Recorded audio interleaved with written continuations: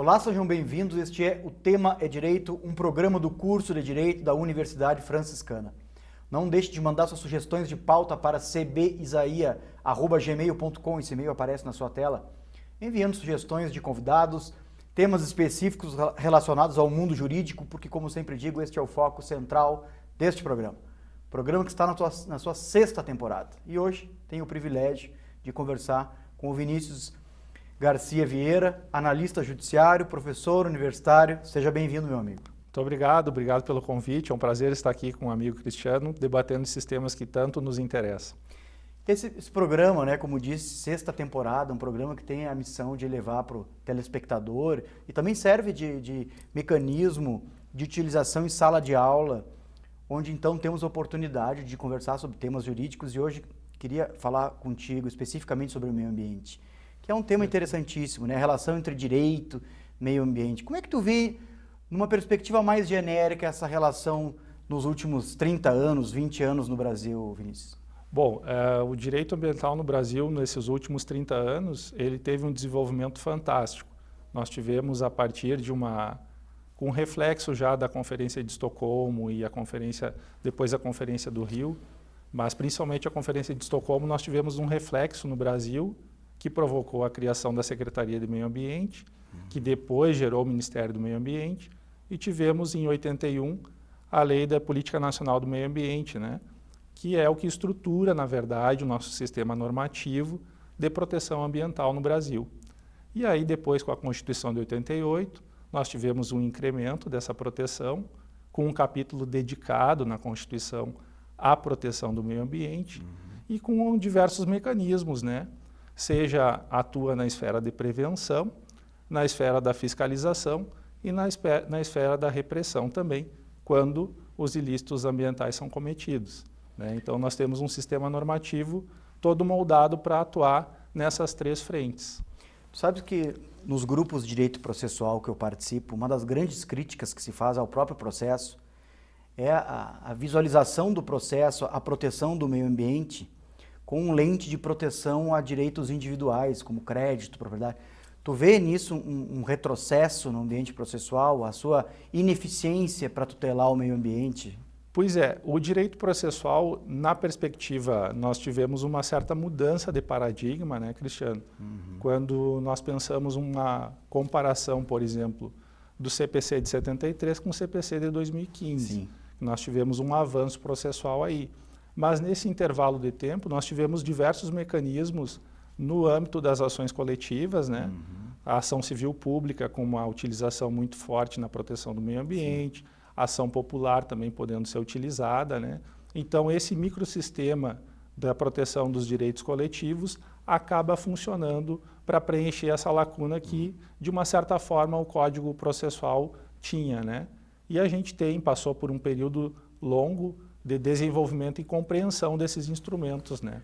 O Código de Processo, querendo ou não, ele tem uma perspectiva mais individualizada, né? Ele foi construído e elaborado à proteção dos direitos individuais. Exato. O problema é que esses microsistemas, como a ação civil pública, Código de Defesa do Consumidor e outros que trabalham no âmbito das tutelas coletivas, me parece que eles foram construídos sob a lente dos direitos individuais também. Sim. Ainda que eles tenham um propósito de tutela desses direitos transindividuais, coletivos, Sim. etc. Eles ainda estão presos a esse paradigma liberal individualista do processo civil, Exatamente. né? Mas ainda a gente não conseguiu fazer, a gente passa por um período de transição que, na verdade, à medida que a gente vai compreendendo esses mecanismos e vai colocando eles em prática, nessa interação dos atores do processo, as coisas podem ter um avanço, né?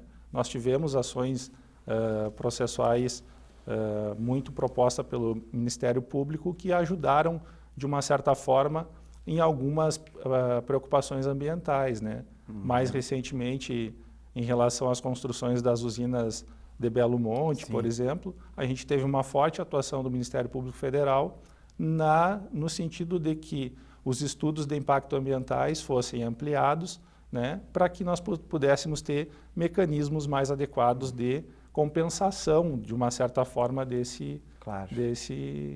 dessa questão, né? Por incrível que pareça, essa é uma área que tem muito a ver com direito processual, né? As pessoas Sim. falam um pouco nisso. Uma das coisas que me chama a atenção também é a índole do direito processual dentro da perspectiva tão somente repressiva em relação ao meio ambiente. Sim. Nós, dentro da perspectiva processual, temos dificuldade, por exemplo, no que tange à prevenção, que é um princípio super importante Sim, dentro da perspectiva ambiental. Nós ainda estamos engatinhando em relação a tutelas inibitórias. Sim. Nós esperamos o dano ocorrer para depois ir lá repreender. Né? Está sempre atuando de uma forma reativa ao Exato. dano já caracterizado. Exato. Né? E, na verdade, eu acredito que nessa perspectiva, Cristiano, de a falta de utilização da tutela inibitória, por exemplo, dessas tutelas preventivas, né, ou tutelas de caráter cautelar, nós temos uma que está, eu acho que na origem da problemática ambiental, que é justamente esse contraponto entre a necessidade de desenvolvimento e as preocupações de direito ambiental. Então, na verdade, sendo um país subdesenvolvido, muitas vezes acaba prevalecendo essa perspectiva de desenvolvimento que acaba se refletindo num uso demasiadamente restrito dessas tutelas de caráter cautelar, Exato. tutelas inibitórias, para evitar que o dano ocorresse. A precaução, a prevenção são elementos... Claro, e eu estou voltando aqui no tempo, né? Porque Sim. eu não sou ambientalista, não trabalho com isso, mas lembrando assim, e claro, lendo alguma coisa a respeito seguidamente, mas a gente percebe que a prevenção, a precaução são elementos muito importantes dentro da estrutura do direito ambiental. Pode-se dizer que é um dos principais núcleos do direito ambiental hoje no Brasil. Se trabalha sempre com as ideias de precaução e prevenção, porque a perspectiva ambiental nos indica que depois de o dano ocorrer, a reparação do meio ambiente é muito difícil. Sim, sim. Então, nós trabalhamos, a gente acaba trabalhando com uma perspectiva de compensação ambiental, Claro.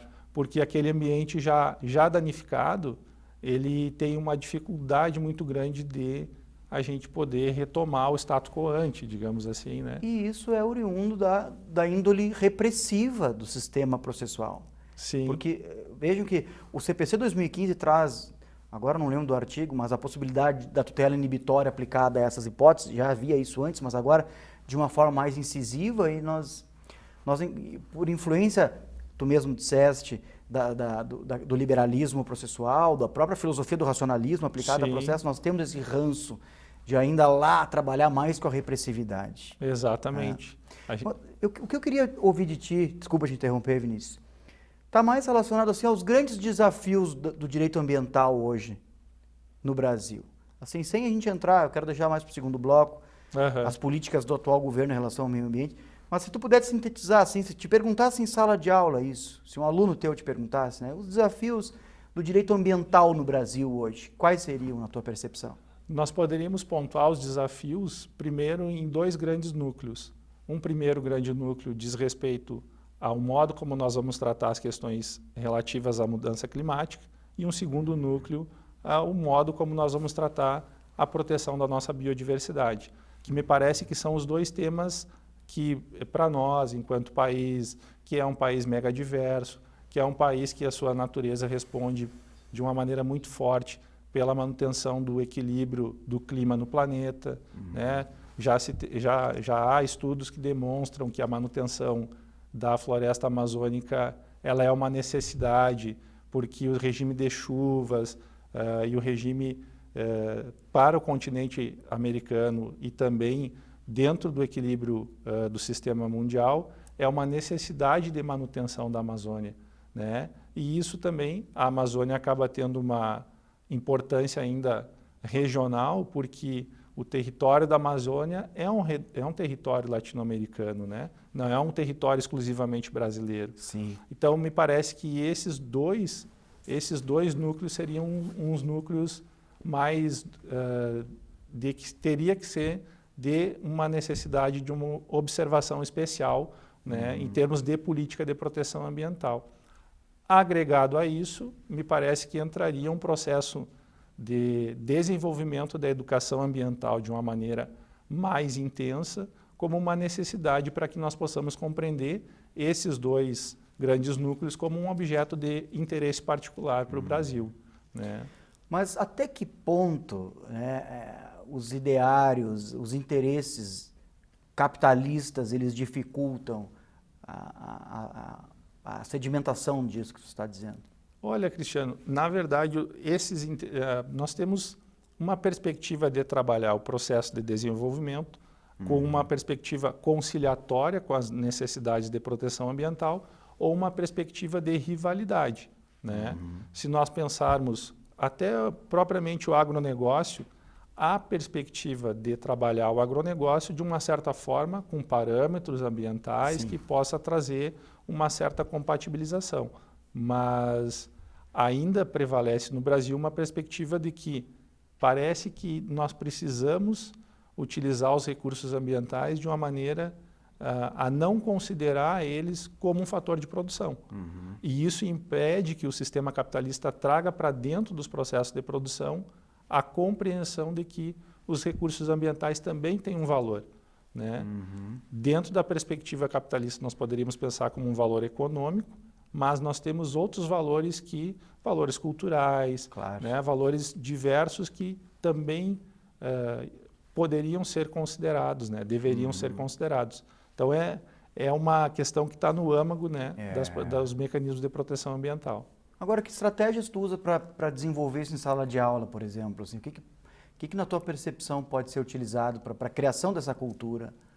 Na verdade, a educação ambiental ela deve ser aplicada de uma maneira transversal. Ela não deve, me parece que a perspectiva mais adequada é justamente essa transdisciplinaridade, né? Que justamente a perspectiva ambiental se conecta com outros campos de saber que precisam ser considerados no momento de abordar a educação ambiental. A ideia de disciplinarização me parece que não é muito adequada.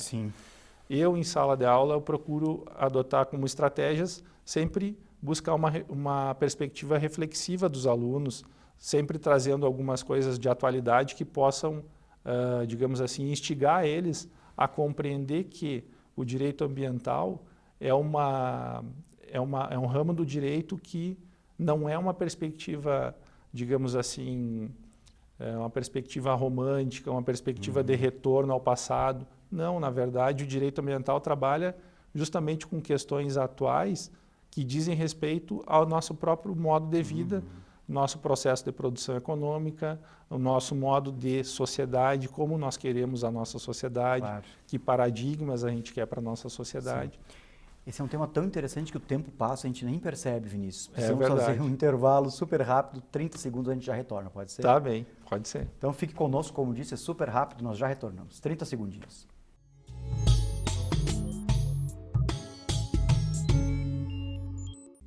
A Universidade Franciscana traz sua experiência e qualidade no ensino superior agora para a educação à distância. Ofertamos cursos de licenciatura em Geografia e em Pedagogia, além de cursos tecnólogos em Gestão de Recursos Humanos, Gestão Comercial, Gestão Financeira, Processos Gerenciais, Logística, Negócios Imobiliários e Marketing. Os professores são mestres e doutores e a EAD tem nota máxima na avaliação do MEC. Os materiais educacionais são interativos e podem ser acessados em computador pessoal ou celular, em qualquer momento do dia. A escolha pela modalidade EAD reduz custos com deslocamentos e flexibiliza horários para o estudo. Os polos da UFN são as próprias escolas de educação básica da Rede Scalifra e contam com biblioteca física, salas de estudo e espaços de convivência com acolhimento do ambiente franciscano. Estude na UFN Digital e construa sua trajetória com conhecimento de verdade.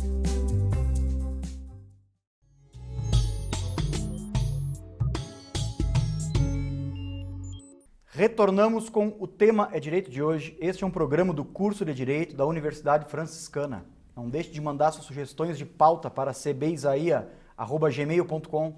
Esse e-mail aparece na sua tela. E envie sugestões de convidados, temas específicos, todos eles relacionados ao mundo jurídico, porque, como sempre faço questão de dizer, este programa está na 6ª temporada e tem a oportunidade de levar até você discussões envolvendo o tema é direito. Meu convidado de hoje, Vinícius Garcia Vieira, professor universitário, já apresentei no primeiro bloco. Falávamos sobre os desafios do direito ambiental no Brasil e na perspectiva internacional também, né, Vinícius? É importante registrar isso. Agora, eu não poderia deixar de aproveitar a tua presença aqui para te provocar no seguinte sentido. O atual governo vem recebendo inúmeras críticas em relação ao desenvolvimento das políticas ambientais. Como é que tu está vendo isso? São críticas exageradas? São críticas pertinentes? há reflexos em uma série de oportunidades aí, né? Tem a questão Sim. indígena, tem a questão das reservas ambientais, tem a questão dos agrotóxicos, tem a água. Como é que tu está vendo esse cenário aí? Olha, Cristiano, infelizmente o cenário a gente está vendo um esfacelamento da Política Nacional de Proteção Ambiental, assim. Nós começamos com uma perspectiva de extinção do Ministério do Meio Ambiente, né? Foi anunciado essa extinção, e aí, quando essa extinção iria implicar uma junção do Ministério do Meio Ambiente com o Ministério da Agricultura, o próprio agronegócio interpretou isso de uma maneira negativa, porque teria uma série de consequências de acesso a mercados internacionais da nossa produção primária. Então, o governo recuou e resolveu manter esses ministérios afastados. Mas, a partir disso, passou por um processo de esvaziamento das competências do Ministério do Meio Ambiente. Então, na verdade, a perspectiva ambiental acabou perdendo muito nesse sistema, porque nós tivemos uma atribuição de competências que eram típicas do Ministério do Meio Ambiente ao Ministério da Agricultura. O Serviço Florestal Brasileiro está sob a tutela do Ministério da Agricultura. Na medida provisória que o governo editou para reestruturar os seus ministérios, foi colocado dentro do Ministério da Agricultura demarcação de terras indígenas e licenciamento ambiental em terras indígenas, né? O próprio ministro do Meio Ambiente, ele é um ministro que tem uma vinculação com uma perspectiva do agronegócio.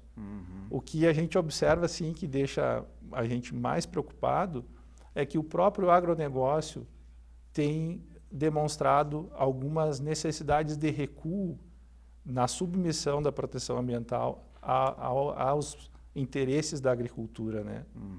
Por um outro lado, nós tivemos agora recentemente, por exemplo, os programas de agricultura familiar, o BNDES teve a suspensão de recursos na casa de 800 milhões de reais. Sim. E a gente sabe que a agricultura familiar é o que é responsável em boa parte pela alimentação, né? O nosso sistema de segurança alimentar, boa parte dele está estruturado na agricultura familiar. Sim. O grande agronegócio acaba trabalhando mais com a ideia das commodities, que tem uma implicação para a balança comercial, que é uma perspectiva um pouquinho diferente. Mas, então, nós temos alguns retrocessos muito fortes, né? Liberação de agrotóxicos, 152 agrotóxicos liberados em 3 meses. 41% desses agrotóxicos são altamente perigosos, boa parte deles proibida em outros países, em outros mercados, inclusive mercados que são consumidores dos nossos produtos primários. Há pouco tempo, a Rússia enviou, via diplomática, uma comunicação ao Brasil solicitando esclarecimentos sobre essas liberações de agrotóxicos e que isso teria de impacto na nossa produção primária. Então, na verdade, é uma política que ela não tem um rumo, né? E isso tem um prejuízo muito grande, inclusive mesmo se nós tratarmos exclusivamente na perspectiva econômica, a gente já está observando uma série de retrocessos, né? As notícias são as mais variadas a respeito disso, né? E realmente, assim, está assumindo uma proporção bastante preocupante, vamos dizer assim. Sim. Um dos elementos, assim, que me chama a atenção é o fato de que se arguiu que as multas administrativas ambientais eram exageradas, eram desproporcionais. Tu vê isso como, né, uma crítica pertinente e o que justificaria alguma alteração nesse sentido?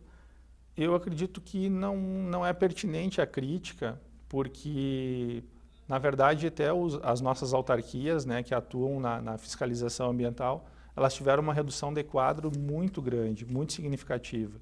Então, a gente vê o trabalho feito pelo IBAMA e pela ICMBio como um trabalho muito sério, um trabalho muito responsável e dentro de uma perspectiva de aplicação das infrações administrativas na medida do necessário.